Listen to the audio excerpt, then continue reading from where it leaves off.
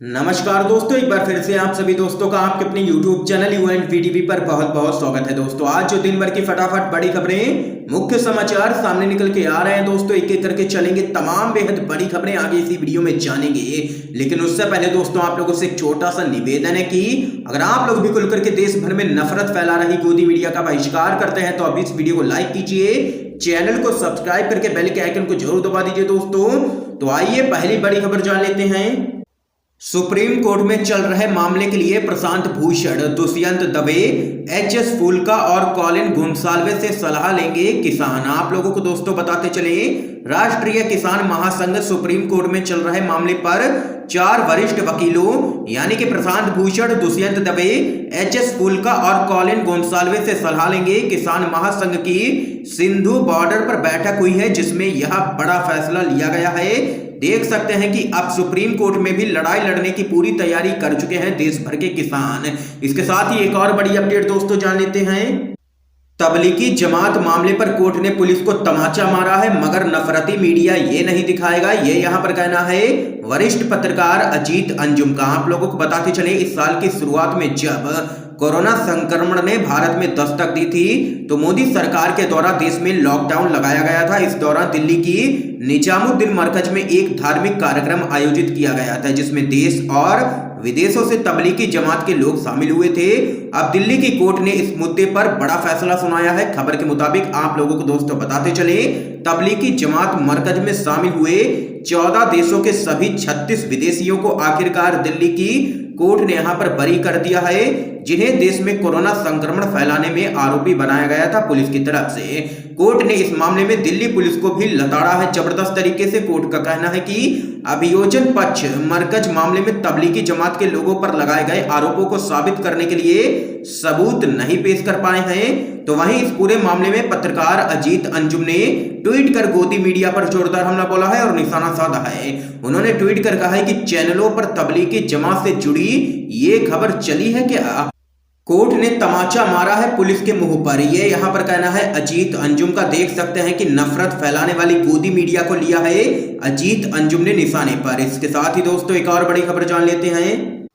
किसान आंदोलन पर सुप्रीम कोर्ट का मोदी सरकार से सवाल पूछा, क्या रोका जा सकता है कृषि कानून पर अमल? आप लोगों को बताते चले, सुप्रीम कोर्ट ने मोदी सरकार के विवादित कृषि कानूनों के खिलाफ दिल्ली की विभिन्न सीमाओं पर डटे किसानों को हटाने की मांग वाली याचिका की सुनवाई के दौरान मोदी सरकार से पूछा कि क्या केंद्र सरकार हाल ही में लागू किए गए कृषि कानूनों पर तब तक रोक लगा सकती है जब तक कि अदालत इस मामले की सुनवाई नहीं कर लेती है।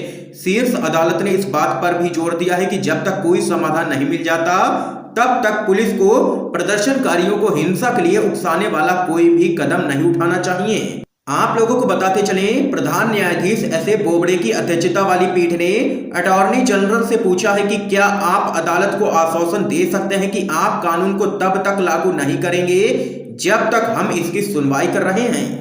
क्योंकि यहां पर सुप्रीम कोर्ट ने ये कड़ी टिप्पणी भी की है और कहा है कि ये एक बहुत ही गंभीर मसला है।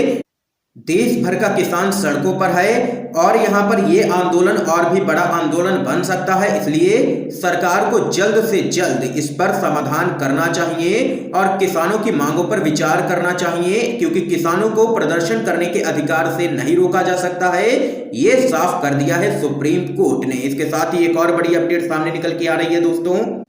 कृषि मंत्री नरेंद्र सिंह तोमर के आश्वासन पर बोले किसान नेता, कहा कानून वापसी तक जारी रहेगा हमारा आंदोलन। आप लोगों को दोस्तों बताते चलें, कृषि कानूनों के खिलाफ दिल्ली की सीमाओं पर डटे किसान सरकार के हर प्रस्ताव, हर अपील को दरकिनार कर रहे हैं और अपनी मांगों पर अड़े हैं। आप लोगों को बताते चलें, सुलह समझौते की कोशिशों की बजाय आंदोलन और तेज होता जा रहा है। दिन पर दिन पंजाब हरियाणा से किसानों के दल लगातार दिल्ली बॉर्डर तक पहुंच रहे हैं। किसान नेताओं ने आरोप लगाया है कि प्रदर्शनकारियों को रास्ते में ही रोका जा रहा है। ये चेतावनी भी दी गई है कि सरकार ने रोक टोक बंद नहीं की तो सारे रास्ते फिर से बंद कर दिए जाएंगे। देख सकते हैं दोस्तों, सिंधु बॉर्डर पर डटे किसान नेता बोले हम नहीं खत्म करेंगे अपना आंदोलन, बढ़ सकती है मोदी सरकार की और भी मुश्किलें, क्योंकि यहां पर बड़ी चेतावनी भी जारी कर दी है किसान नेताओं ने। इस बीच एक और बड़ी अपडेट दोस्तों सामने निकल के आ रही है, जान लेते हैं।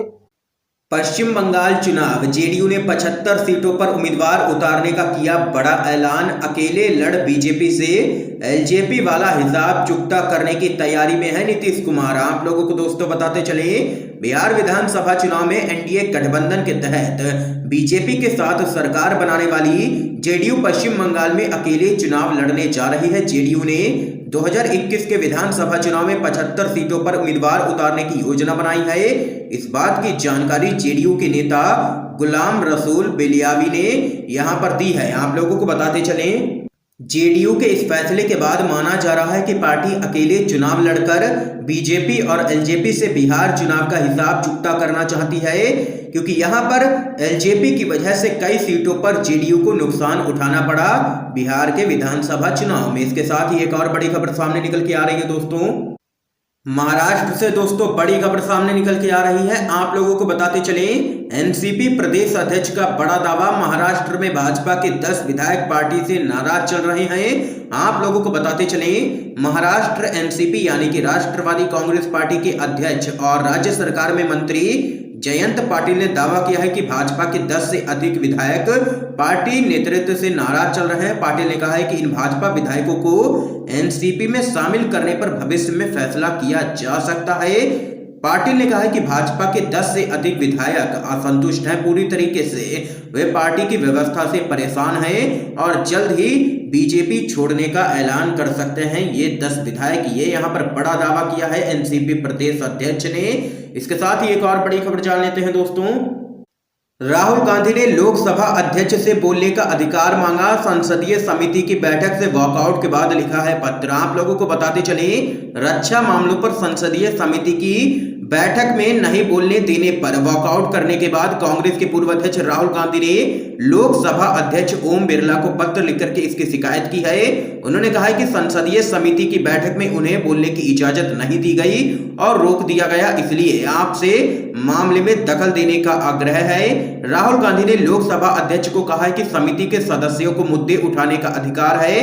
पत्र में उन्होंने कहा है कि रक्षा मामलों पर संसद की समिति का सदस्य होने के नाते किसी भी सदस्य को अधिकार है कि वो कोई भी मुद्दा उठा सकता है, लेकिन किसी एक सदस्य को बोलने की इजाजत नहीं देना गैर लोकतांत्रिक है और सदस्यों के अधिकारों का हनन है। ये यहां पर राहुल गांधी ने पत्र में लिखा है। इस बीच एक और बड़ी खबर सामने निकल के आ रही है दोस्तों, बीजेपी सांसद ने नीतीश कुमार को दिखाया आईना, बोले 72 घंटे में हो गए हैं 5 मर्डर, अब तो लाडले एसपी को सस्पेंड कीजिए। आप लोगों को दोस्तों बताते चले, बिहार में तेजी से बढ़ते अपराध को लेकर के विपक्ष तो दूर, सीएम नीतीश के साथ उनके सरकार में शामिल भारतीय जनता पार्टी के सांसद और विधायक भी चौतरफा लगातार हमले कर रहे हैं। पहले प्रदेश अध्यक्ष संजय जायसवाल और फिर विधायक संजय सारवागी के बाद भाजपा के सांसद छेदी पासवान ने बिहार में तेजी से बढ़ते अपराध को लेकर के मुख्यमंत्री नीतीश कुमार को आईना दिखा करके लॉ एंड ऑर्डर की वास्तविक स्थिति से परिचय कराने की कोशिश की है। बीजेपी के सांसद छेदी पासवान ने गृह मंत्री अमित शाह और बिहार के मुख्यमंत्री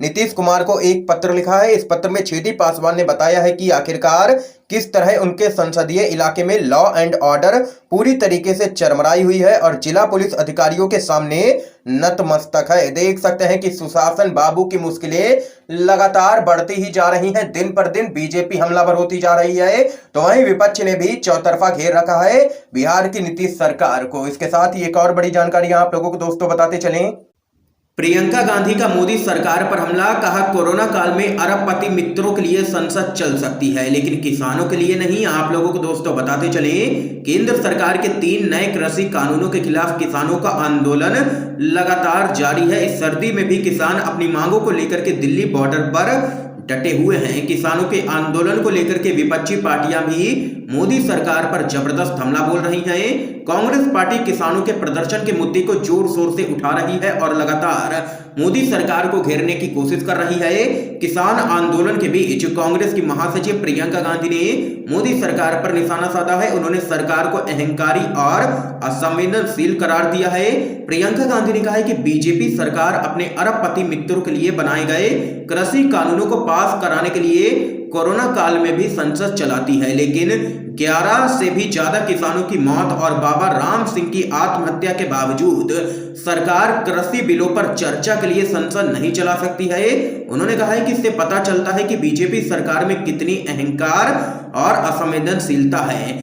ये यहाँ पर प्रियंका गांधी ने लिया है मोदी सरकार को निशाने पर। इसके साथ ही दोस्तों एक और बड़ी अपडेट सामने निकल के आ रही है।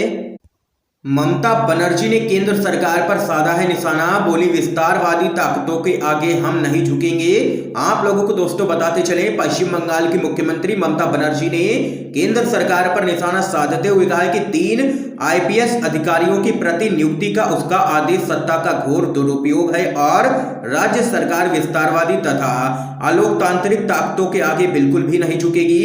ममता बनर्जी ने सिलसिलेवार ट्वीट में कहा है कि यह केंद्र के द्वारा राज्य के अधिकार क्षेत्र का अतिक्रमण करने और पश्चिम बंगाल में सेवारत अधिकारियों का मनोबल घटाने के लिए जानबूझकर किया गया एक प्रयास है। उन्होंने कहा है कि यह कदम खासकर चुनाव से पहले संघीय ढांचे के मूल सिद्धांतों के सख्त खिलाफ है। यह पूरी तरह असंवैधानिक और पूरी तरह अस्वीकार्य है। ये यहाँ पर देख सकते हैं, ममता बनर्जी ने मोदी सरकार को लिया है निशाने पर। दोस्तों आज की तमाम बेहद बड़ी खबरें सामने निकल के आई जो आप लोगों ने UNVDP पर जानी है। इन खबरों पे आप लोगों की क्या राय है जरूर बता सकते हैं कमेंट बॉक्स में। और अगर वीडियो पसंद आए हो तो इस वीडियो को लाइक कीजिए, ज्यादा से ज्यादा शेयर कीजिए ताकि आप सभी के दोस्त भी इन खबरों को जान सके। वीडियो देखने के लिए दोस्तों